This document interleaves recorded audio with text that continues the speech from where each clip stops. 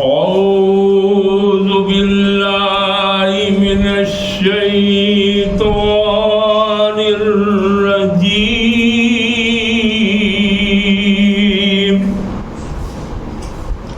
بسم الله الرحمن الرحيم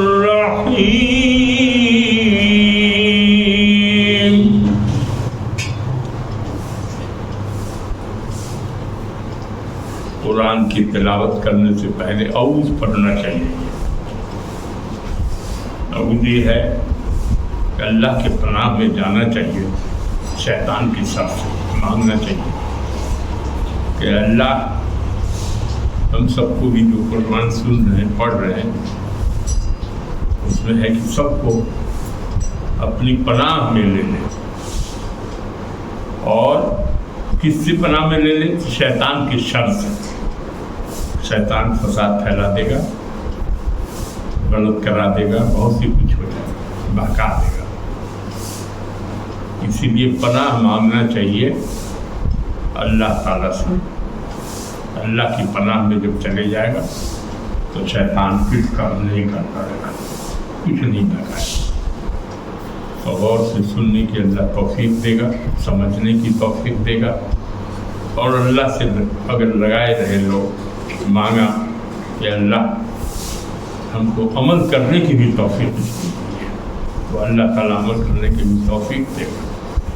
اور جیسے ہم نے کہا کہ بسم اللہ الرحمن الرحیم، اس کا مطلب ہوا کہ کوئی کام شروع کر رہے ہیں تو اس میں برکت ہوتی ہے کہ اللہ کے نام سے شروع. جب اللہ کے نام سے شروع ہوگا جو نہایت مہربان وہ بڑا رحم کرنے والا ہے، تو اللہ کے نام سے جب کوئی آدمی کوئی چیز شروع کرے گا تو اللہ اس میں برکت دیتا ہے. بھی ہم لوگ سورہ محمد صلی اللہ علیہ وسلم، یہ سورہ مدنی ہم لوگ اب تک جتنا بھی پڑھا تھا سب مکے کی سورت تھی، مکے میں نازل ہوئی. اور یہ مدینہ منورہ میں نازل، یہ اخیر وقت میں نازل ہوئی ہے. مکہ سے بہت ظلم زیادتی بڑھ گئی اور مسلمانوں کو ستایا جانے لگا کہ ان کا رہنا مشکل ہو گیا، ان کی عبادت کرنا مشکل ہو گیا، ان کا جو ہے وہ عزت آبرو بچانا مشکل ہو گیا. اور یہ جو کفار مکہ اور مشرکین مکہ تھے وہ اتنا ستانے لگے کہ اب رہنا وہاں مشکل ہو گیا. تو ہجرت کرنے کا حکم ہوا. لوگ جو ہے سب مدینہ منورہ کی طرف رک گیا، سب لوگ چلے گئے. اور گئے تو اس میں بہت لوگوں نے اپنا جان، اب مکان اٹھا کے کیسے لے جاتے ہیں، مکان بھی چھوڑ دیا، مال بھی چھوڑ دیا. لیکن اللہ کے رسول صلی اللہ علیہ وسلم پر جو ایمان تھا، جو محبت تھی، اس کو نہیں چھوڑا. اسی جذبے میں چلے گئے، کم سے کم ہمارا دین تو بچے گا، مال چلا جائے گا، گھر چلا جائے گا، جان بچے گی، اور پھر ہم اللہ کی رسی کو پکڑے رہیں گے. تو اس سے بہتر زندگی کی امید ان لوگوں نے کی. تو یہ جو سورہ محمد اس لیے نام پڑ گیا اس سورہ کا، ایک آیت ہے، آگے آیت میں محمد رسول اللہ صلی اللہ علیہ وسلم کا نام ہے، آیا محمد نام آیا ہوا ہے، اس لیے اس کا نام سورہ محمد کر دیا ہے صلی اللہ علیہ وسلم. دوسرا ہے کہ اس میں قتال کا بھی ذکر ہے آگے، تو اس سورہ کا نام سورہ قتال بھی رکھا گیا. اور مدینہ منورہ کا 1 سال کے بعد یہ سورہ اتری. یہ ایسا ذکر ہے کہ 1 سال کے بعد جو ہے یہ سورہ مدینہ میں ہجرت کے پہلے سال نازل. 1 سال کے بعد نہیں بلکہ پہلے سال کا. وہ دیا ہوا نہیں ہے کہ وہاں جب مدینہ میں پہنچ گئے یہ لوگ تو کفار مکہ نے ان کو وہاں جا کے بھی ستانا شروع کر دیا. اور ان کی جو بکریاں، ان کے جو اونٹ وغیرہ تھے سب وہ آ کے لے جاتے تھے. اور ان کا عادی اگر کوئی پکڑاؤ کرا گیا تو اس کی جان بھی لے لیتے تھے. یہاں بھی چین نہیں. وہ چاہتے تھے کہ اسلام کو مٹا دیں, پورا جتھا ہی ہے یہیں ختم کر دیں.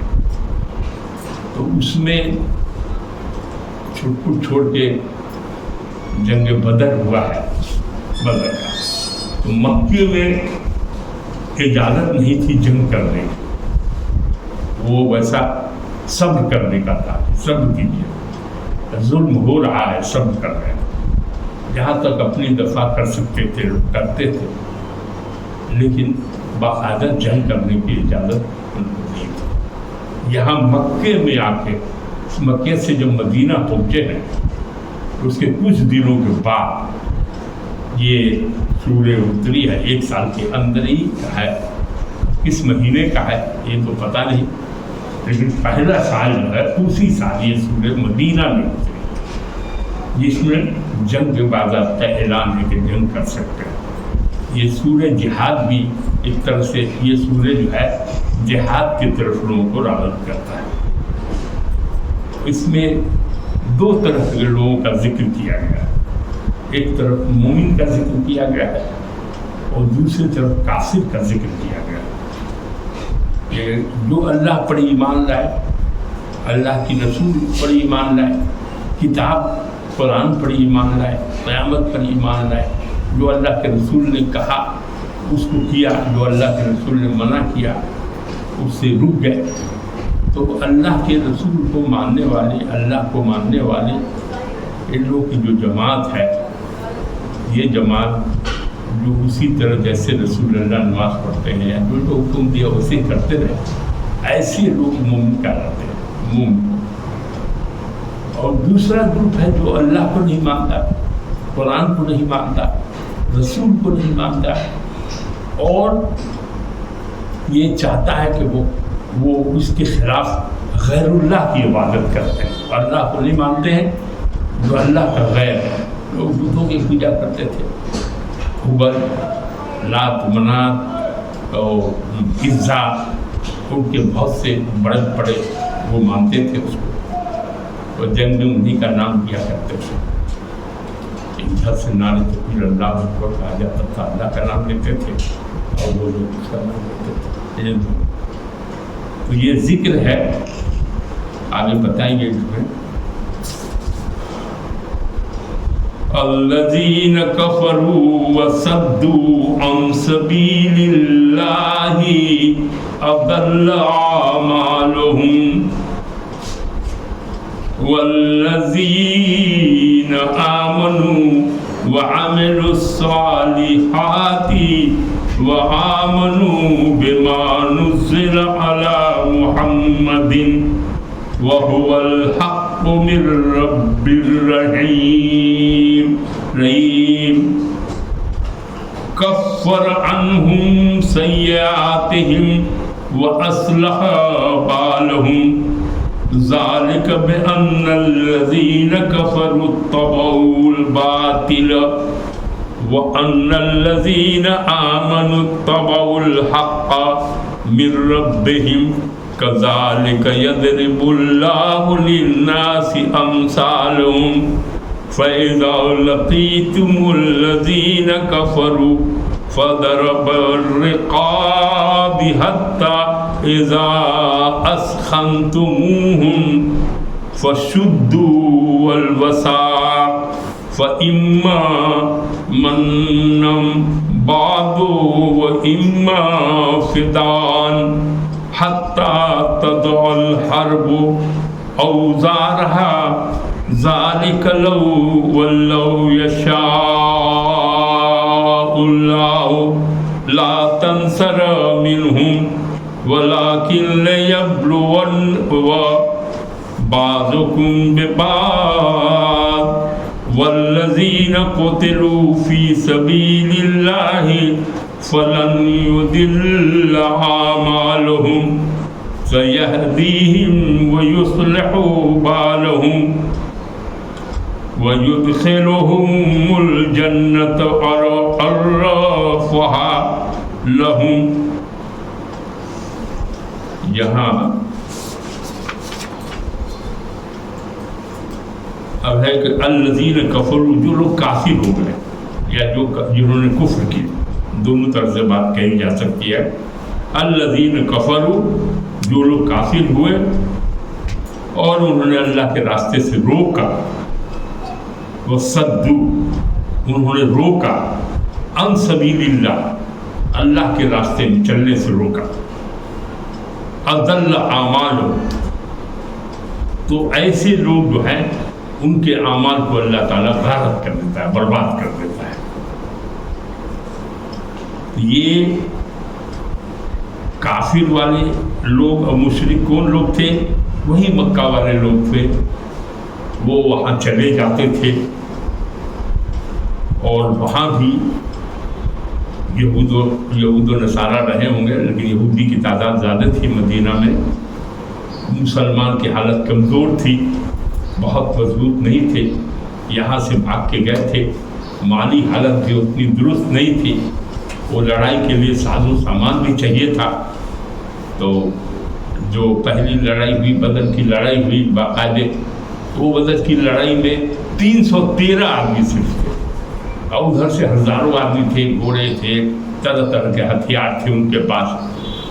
ان لوگوں کو، بہت لوگوں کے پاس ہتھیاروں نہیں تھے، گھوڑا بھی نہیں تھا، کچھ لوگوں کو گھوڑا، زرہ ہوتا ہے پہننے کے لیے، وہ سب بھی نہیں تھا بہت لوگ۔ اب بہت سے کو سنتے ہیں چیلا والا جو ہوتا ہے لکڑی کا گٹھ کا ویسا، اسی کو لے کے لڑائی کرتے تھے، کچھ رہتا نہیں تھا، یہ پوزیشن تھی۔ لیکن اللہ نے اس میں کامیابی دیا، اللہ نے کامیابی دیا، اور اس میں قتل ہوئے بہت سے لوگ ان کے، اور ان کے بہت سے لوگ قید ہو گئے، مقید ہو گئے، قید کیے گئے۔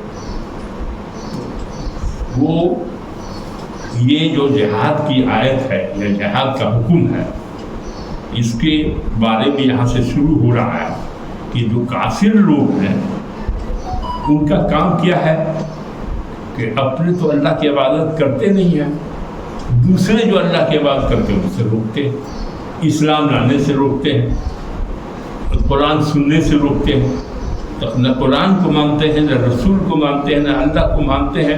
اور جو لوگ مانتا ہے اس کو عبادت نماز نہیں پڑھنے دیتے ہیں، وہ جو اپنا طریقہ اپناتے ہیں اس طریقے کو نہیں پاتے ہیں، اسلام کو وہ کہتے ہیں بیکار ہے، کوئی مذہب ہی نہیں، اس کو اسٹیبلش نہیں ہونے دیتے۔ یہ جو کافر لوگ ہیں وہ تو خود بھی ایمان نہیں لاتے ہیں، اور دوسرے جو ایمان لائے ہیں ان کو بھی چین سے رہنے نہیں دیتے ہیں، ان کو بھی اسلام سے روکتے ہیں۔ تو اس کے بعد اس میں ہے کہ جیسے ہم بتا دیا سورہ کے بارے میں، جب مکہ سے لوگ چلے گئے مدینہ منورہ، اور مدینہ منورہ میں پہلا سال ہے تو ہجرت، ہجری کہا جائے گا اس وقت سے، ہجرت کر کے حکم ہوا چلے جاؤ، سب چلے گئے، سب چھوڑ چھاڑ کے گئے۔ تو یہاں غریب الوطنی کا یہ پوزیشن ہے، اور اس کے بعد بھی ستائے جا رہے ہیں۔ وہ لوگ چاہتے ہیں کہ اسلام کے شمع ہی کو گل کر دیں، صفحہ ہستی سے مٹا دیں۔ تو جب ان لوگوں کو حکم ہے جہاد کا، تو ہوا کہ اللہ تعالیٰ نے حکم دیا کہ بھائی تم جو ہے جہاد کرو، اب اپنا بچاؤ کرو، ڈیفینس۔ کس کام کے لیے؟ وہ کام دیا ہوا ہے کہ دین حق کو قائم کرنے کے لیے، یہ نہیں زمین جائیداد دولت کمانے پلنا چلنا، وہ مقصد نہیں، مقصد ہے اسلام کا فروغ کے، دین کو بچانے کے لیے، دین کو پھیلانے کے لیے، یہ ہے جہاد کا مقصد۔ جہاد یہ نہیں ہوگا کہ لڑائی کر کے ہم زمین قبضہ کر لیا پھر نہ کر لیا، وہ نہیں، وہ اسلام پیش کر کے اسلام کو کیا۔ تو یہاں دیا ہے کہ کافر لوگ جو ہے تو ان کا یہ ہے کہ یہ خود بھی ایمان نہیں لاتے، اور دوسرے جو ایمان لے ہیں ان کو چین سے یا ان کو بھی عمل نہیں کر لیتے، اور اسلام کا خاتمہ چاہتے ہیں کہ ختم ہو جائے، یہ لوگ بھی ختم ہو گئے۔ تو اللہ تعالیٰ کہتا ہے کہ ایسے جو کافر لوگ ہیں ان کے اعمال کو اللہ تعالیٰ ضائع کر دے، مانے یہاں دنیا میں جو فائدہ اٹھانا، آخرت میں ان کو کوئی فائدہ ہونے والا نہیں ہے، بلکہ جہنم، ان کے سب اعمال اکارت چلے جائیں گے، ان کا ختم ہو جائے گا سب اعمال۔ تو کافر کا اعمال ختم ہونے والا ہے، جو اتنا بھی اچھا کام کر لے دنیا میں بہت سارا فائدہ ہو جائے گا، بہت دولت ہو جائے گی، بہت مکانات ہو جائیں گے، بہت عیش و عشرت ہوگی ان کو، یہ دنیا میں ہو جائے گا، لیکن آخرت میں ان کا کوئی کتنا بھی عمل کر لے گا، کوئی اس کا عمل قابل قبول نہیں ہے، ان کو جہنم میں جانا ہے۔ اور خاص کر جو اللہ کو نہ مانے، رسول کو نہ مانے، اور اللہ کی جو کتاب ہے اس کو جو نہیں مانے اور اس پر عمل نہیں کرے، جو ایسے لوگ ہیں وہ لوگ جنت میں جانے والے نہیں، ان کے اعمال کو اللہ بچائے گا اور اس کا صلہ دے گا، اور ان کے اعمال کو اللہ غارت کرے گا، برباد کرتا ہوا برباد کر دے گا۔ والذین آمنوا وعملوا الصالحات وآمنوا بما نزل على محمد وهو الحق من ربهم، اور جو لوگ ایمان لائے اور انہوں نے اچھے عمل کیے، وہ تو کافر کا تذکرہ ہو گیا کہ اعمال اکارت چلا جائے گا۔ مومن کا، مسلمان کا کیا؟ جنہوں نے اللہ کو مانا، رسول کو مانا، قرآن کو مانا، اس پر چلے، ان کے بارے میں کہا جا رہا ہے کہ جو ایمان لائے اور جنہوں نے اچھے عمل کیے اور اس پر ایمان لائے جو محمد صلی اللہ علیہ وسلم پر نازل ہوا، مانے قرآن پر ایمان ہے، جو کچھ بھی نازل ہوا وہی کے ذریعے نازل ہوتا تھا، وہ قرآن ہے، اور وہ ان کی رب کی طرف سے ہے، رب کو وَهُوَ الْحَقُّ مِنْ رَبِّهِمْ، یہ دین ہے، دین حق ہے، جو سچا دین ہے اور اللہ کی طرف سے آیا، اللہ کا دین، اللہ کے دین پر چلے۔ کفر عنہم سیئاتہم وأصلح بالہم، تو کافر کا تو سب اعمال غارت ہو گیا، اب مومن کا کہہ رہا ہے کہ اللہ نے ان سے ان کے گناہ دور کر دیے اور ان کا حال درست کر دیا۔ اب اس میں جو خرابی ہوگی مسلمانوں کی تو اس کو سدھار دے گا، اس حالت کو سنوار دے گا، اللہ تعالیٰ معاف کر دے گا، ان کی برائیوں کو دور کر دے گا۔ یہ مومن کی تصویر کھینچی ہے، ادھر کافر ہے ادھر مومن ہے، یہ دونوں۔ یہ اس لیے ہوا، کیوں ایسا ہوا؟ کہ اس کا جواب قرآن دے رہا ہے، ذَلِكَ بِأَنَّ الَّذِينَ كَفَرُوا تَبَعُوا الْبَاطِلَ، مانے اس لیے ہوا کہ کافر لوگوں نے باطل کی پیروی کی، دین حق اس کی پیروی نہیں کی۔ باطل لوگوں نے کس کی پیروی کیا؟ وہ غلط، مانے غیر اللہ کی پیروی کی، اللہ کی پیروی نہیں کی، رسول کی پیروی نہیں کی، قرآن کے مطابق نہیں چلے، اس لیے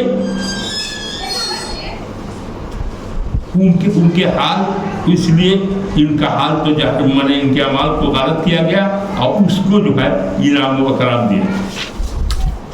وَأَنَّ الَّذِينَ آمَنُوا اتَّبَعُوا الْحَقَّ مِن رَّبِّهِمْ، اور یہ لوگ جو ایمان لائے ہیں انہوں نے اپنے رب کی طرف سے حق کی پیروی کی، دین حق بولتے ہیں، دین کی طرف سے، حق مانے دین، سچا دین، اس کی پیروی کی۔ كَذَلِكَ يَضْرِبُ اللَّهُ لِلنَّاسِ، اسی طرح اللہ لوگوں کے لیے ان کی مثالیں بیان کرتا ہے۔ یہاں تک سمجھ میں بات آ گئی؟ اس کے بعد ہے جب یہ ظلم ستم وہاں بھی ہونے لگا، تب اللہ تعالیٰ نے حکم دیا، یہ آیت ہے،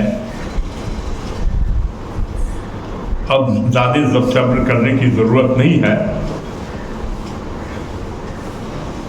چنانچہ سورہ حج میں پہلی آیت آئی ہے، سورہ یہاں تو سورہ حج کا نہیں ہے، لیکن اس میں آ گیا کہ کفار سے جنگ کرنے کی اجازت ہو، کفار سے جنگ کرنے کی اجازت، پہلی اجازت مل ہے سورہ حج میں دیا ہوا ہے۔ کیا حکم ہے؟ اللہ تعالیٰ کے راستے میں ان لوگوں سے جنگ کرو جو تم سے جنگ کرتے ہیں، یہ حکم آیا اللہ کا۔ اور حد سے تجاوز نہ کرو، جنگ کرو تو کیسے کرو؟ بے شک اللہ تعالیٰ حد سے بڑھنے والوں کو دوست نہیں رکھتا۔ اب یہاں کافروں سے لڑنے کی اجازت مل گئی ہے کہ جہاد کرو، اور کیسے کرو اس کا تفصیل اس میں آیا ہے۔ فَإِذَا لَقِيتُمْ، پھر جب تم کافروں سے بھڑ جاؤ، میدان جنگ کا ذکر ہو رہا ہے، تو ان کی گردنیں مارو، بھلے حکم ہو رہا ہے کہ اب تم برداشت مت کرو، اب ہے کہ جو تم سے بھڑ رہا ہے میدان کے جنگ میں، تو تم کمزوری مت دکھاؤ، تم اللہ پر بھروسہ کرو اور اللہ کا نام لے کے کود پڑو جنگ میں۔ اور جو مقابل کفار ہے، کافر ہے، ایسا نہیں کہ جو کافر کو دیکھا گردن اڑا دیا، وہ نہیں ہے، یہ ہے کہ میدان جنگ میں تم کافر پر ایسا حملہ کرو کہ اس کی گردنوں کو کاٹو، اور خوب کاٹتے جاؤ۔ پھر رقاب مارو، گردن، رقاب مانتا ہے گردن پر مارو، ختم، اور خوب خیر ریزی کرو، اتنا قتل کرو کہ وہ ہار جائے، ان کے مقابلہ کرنے کی طاقت ان لوگوں میں نہ رہے۔ حتی اذا اسخنتموہم فشدوا الوثاق، اور قتل کرتے کرتے تعداد ان کی کم ہو جائے گی، جو باقی بچ گئے ان کو رسی سے خوب کس کے، یہ جس سے باندھنا ہو اس کو قید کر کے باندھ لو، اور اس وقت تک یہ ہونا چاہیے جب تک کہ وہ لوگ ہتھیار نہ ڈال دیں، وہ ہتھیار نہیں ڈالتے تب تک تم قتل کرتے رہو، اور جو باقی بچے اس کو قید کر دو۔ اب اس کا قید کرنے کے بعد کیا کرو؟ فَإِمَّا مَنًّا بَعْدُ وَإِمَّا فِدَاءً حَتَّى تَضَعَ الْحَرْبُ أَوْزَارَهَا، بس اس کے بعد ہی فیصلہ کرنا ہوگا کہ جو قیدی آئے تو قیدی کا کیا کیا جائے۔ تو پہلے تھا کہ کافی لوگ قتل کر دیتے تھے، یا اور بھی تھا، تو اس میں حساب دیا ہے کہ کیسے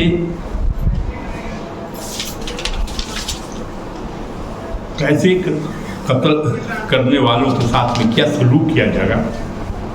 ہاں،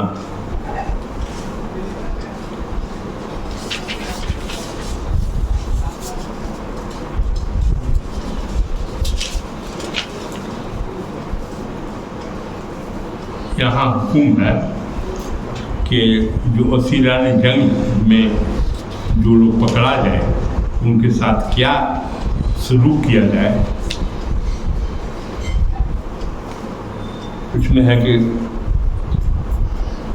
اب قیدی ہے تو اس کو قتل کرنے کا حکم نہیں ہے، بلکہ مکہ میں ہوا تھا، جب فتح مکہ ہوا تھا تو اس وقت میں حضور صلی اللہ علیہ وسلم نے 4 آدمی کو قتل ہوا تھا، باقی سب کو معاف کر دیا تھا، اور جن 4 کو قتل کا حکم دیا تھا وہ مستثنی تھے کہ انہوں نے خاص وجہ تھی۔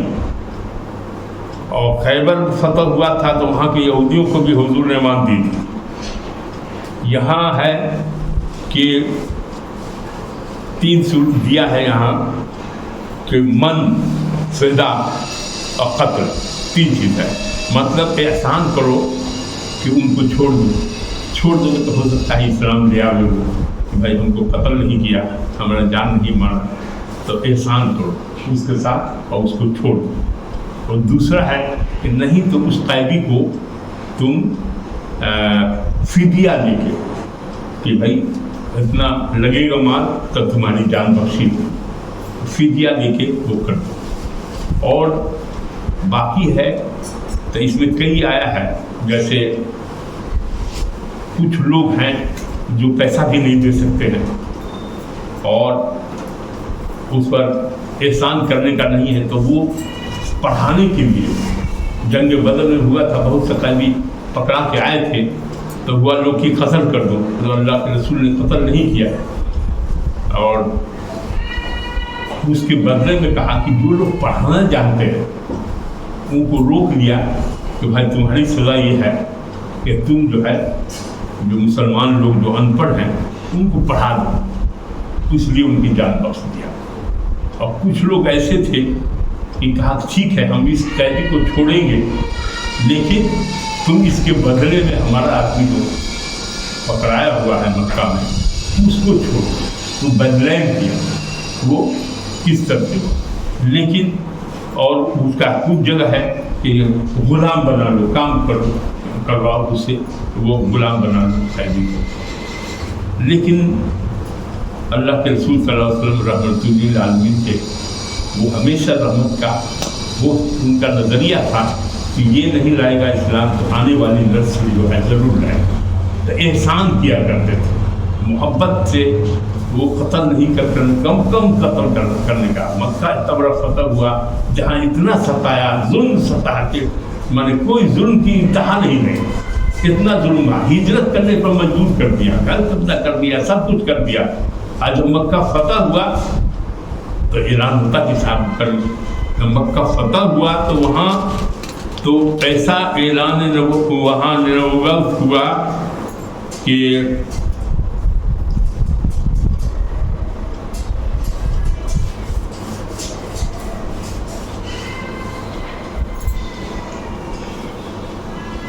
وہاں 3-4 طرح کا کیا انہوں نے کہ جو آدمی کسی کے گھر میں جائے اور خاص کے ابو سفیان کے گھر میں جائے اور دروازہ بند کر لے، اپنے گھروں سے تلوار نہیں اٹھائے، زخمی کو نہیں مارنا تھا، دوسری جو ہے جو تلوار نہیں اٹھا رہا ہے اس پر نہیں وار کرنا تھا، ظلم کسی طرح سے بھی اسلام میں جائز نہیں ہے۔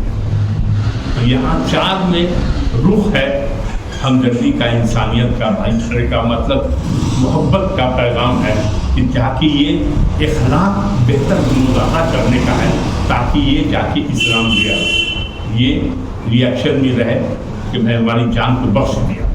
تو یہ کام کرنے کا انہوں نے کہا کہ صاحب یہ کرو، جو قیدی پکڑائے اس کے ساتھ یہ کرو، سلوک کرو۔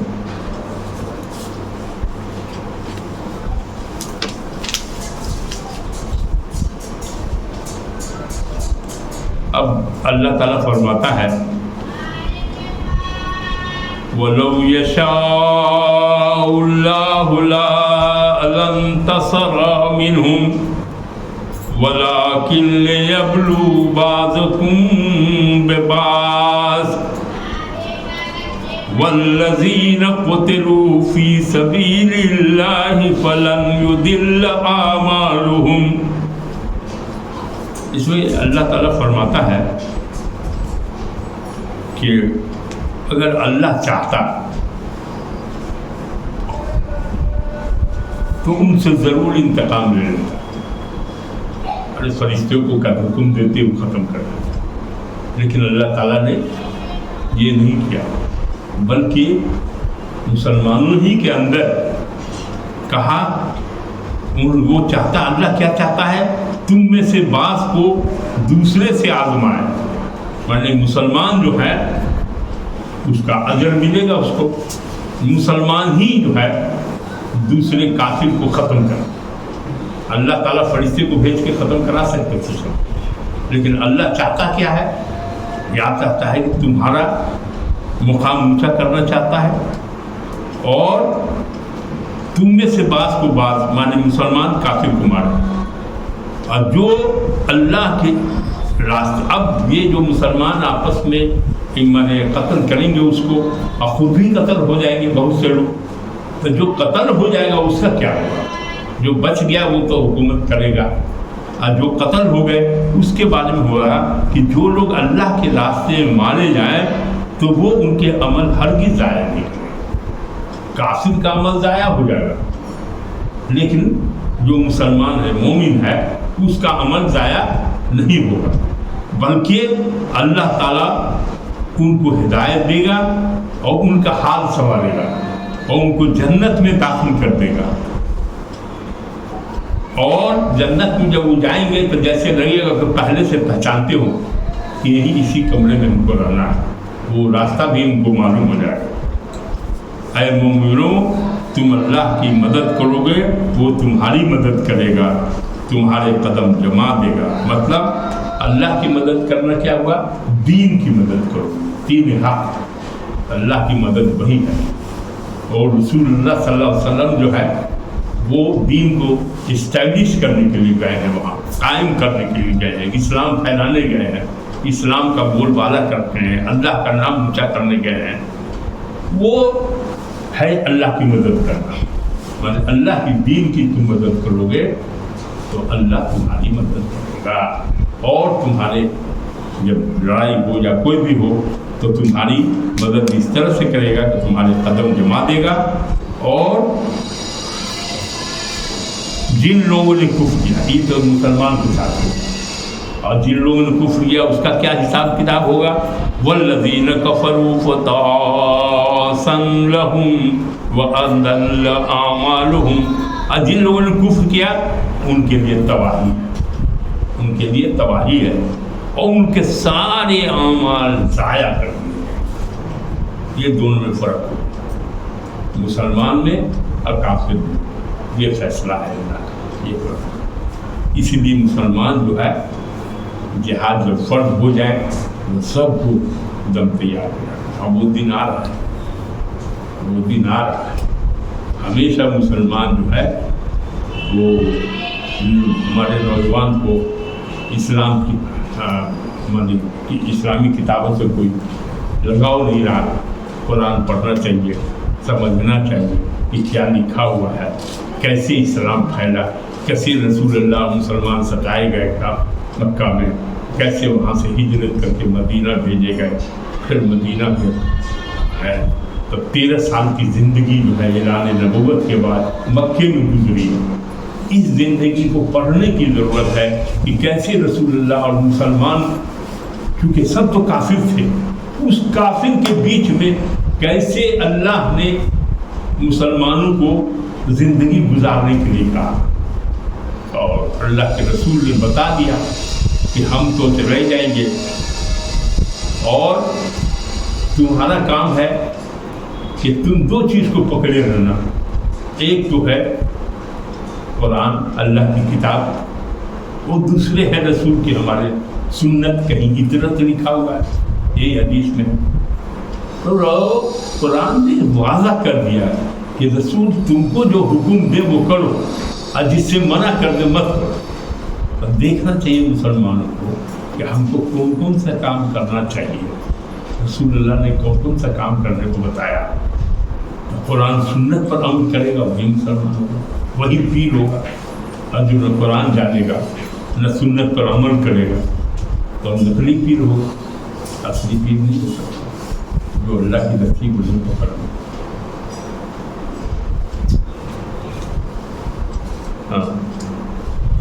اس کے بعد ہے ذالک بأنہم کرہوا ما انزل اللہ.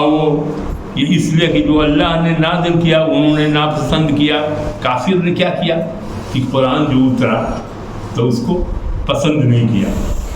جب رسول اللہ سناتے تھے قرآن تو کان میں انگلی گزا دیتا تھا, وہ کپڑا ڈال دیتا تھا کہ سنائی ہی نہیں دے, ہلہ کرواتا تھا بچے سب سے تاکہ آواز بھی نہیں آئے. اور اس قرآن کے خلاف جو ہے طرح طرح کے الزامات بھی لگائے. حالانکہ اللہ کی کتاب تھی, ہدایت کی کتاب ہے مسلمانوں کے لیے, اور وہی ہے نجات کا راستہ, اسی راستے کو چلنے کے لیے ہے. اور رسول اللہ صلی اللہ علیہ وسلم نے چل کے دکھایا. اسی لیے کہا کہ رسول اللہ صلی اللہ علیہ وسلم تم میں نمونہ ہے, ہم نے نمونہ بھیج دیا, اسی کے مطابق اپنی زندگی کو تم گزارو. یہ اللہ کا حکم. جب مسلمان نے اللہ کو بھی چھوڑ دیا, رسول کی بات کو بھی نہیں مانا, قرآن میں جو لکھا ہوا ہے اس کو بھی نہیں پڑھتا. اس لیے ہر مسلمان کو چاہیے کہ قرآن کی تلاوت کرے, اس کا مطلب جانے کہ کیا لکھا ہوا ہے اس میں. سیدھے پڑھ لیا تو یہ کافی نہیں, اس کو اردو میں ترجمہ کی کتاب آ گئی ہے، اس میں سے اردو کی ترجمہ کی کتاب پڑھ لیا کہ اس کا یہ معنی فی سبیل اللہ، اللہ کی راہ۔ جو فی سبیل اللہ پڑھے گا اور عربی جانتا نہیں ہے تو اس کو مطلب تو سمجھا نہیں، اور اردو میں لکھا ہوا تو اس کا مطلب سمجھ جائے گا۔ تو اللہ کی راہ میں جو لوگ بھی مارے گئے، دوسری جگہ لکھا ہوا ہے کہ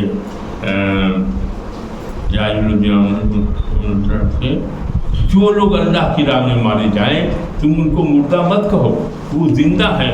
وہ کیسے زندہ ہے اس کا شعور تم کو نہیں ہے، وہ حیات سے، ان کو مردہ کہنے کے لیے منع کیا گیا، ان کو روزیاں ملتی ہیں۔ تو یہ ہے درجہ شہیدوں کا، شہید کا مقام بہت اونچا ہے۔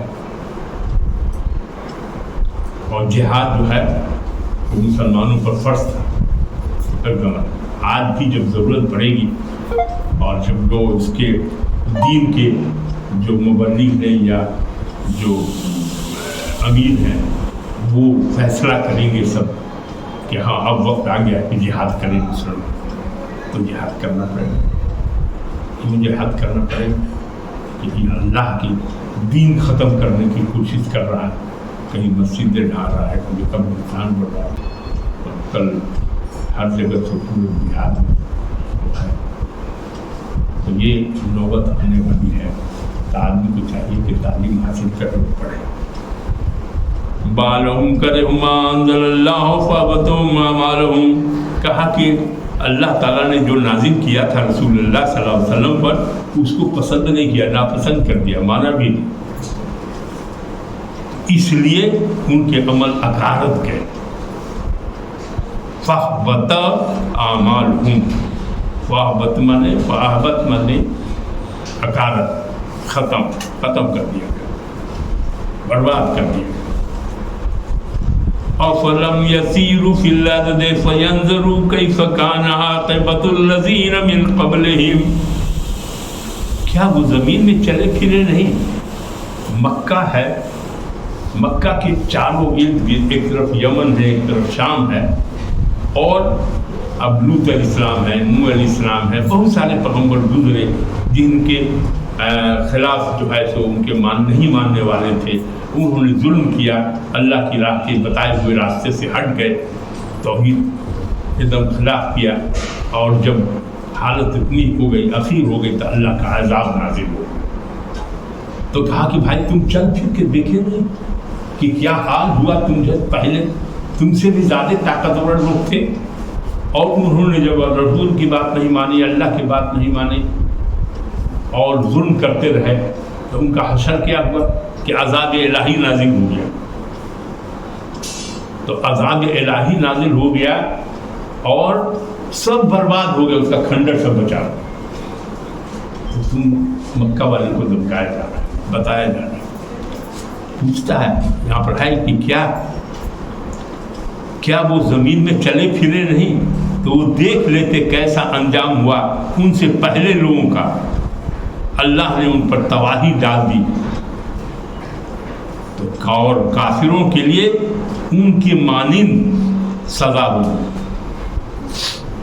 یہ کہا جا رہا ہے، کافروں سے کہا جا رہا ہے کہ تم چل کر کے دیکھ لو اپنے ایریے کا، جیسے لوط علیہ السلام تھے، نوح علیہ السلام تھے، بہت پیغمبروں کا ذکر ہے، ہود علیہ السلام تھے، سورہ احقاف میں بھی سب عذاب الہی نازل ہوا۔ تو یہ کافر کفار مکہ کو سمجھایا جا رہا ہے کہ اگر اللہ کا عذاب آ گیا تو تمہارا بھی حشر وہی ہوگا، تم جا کے دیکھ لو، سب برباد ہوگا، تم سے زیادہ طاقتور لوگ وہاں تھے، زیادہ ڈیولپ تھے، اتنا تو تم ہو بھی، یہ بتایا جا رہا ہے۔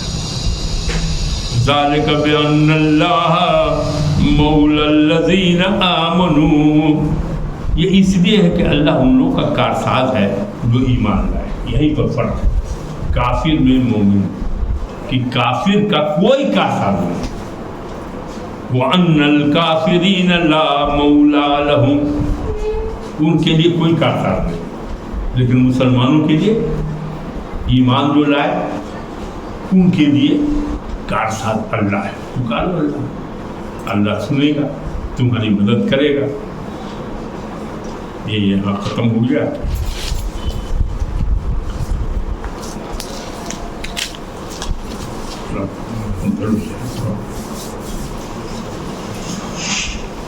اللهم صل على سيدنا مولانا محمد وعلى آل محمد كما صليت على إبراهيم وعلى آل إبراهيم إنك حميد مجيد.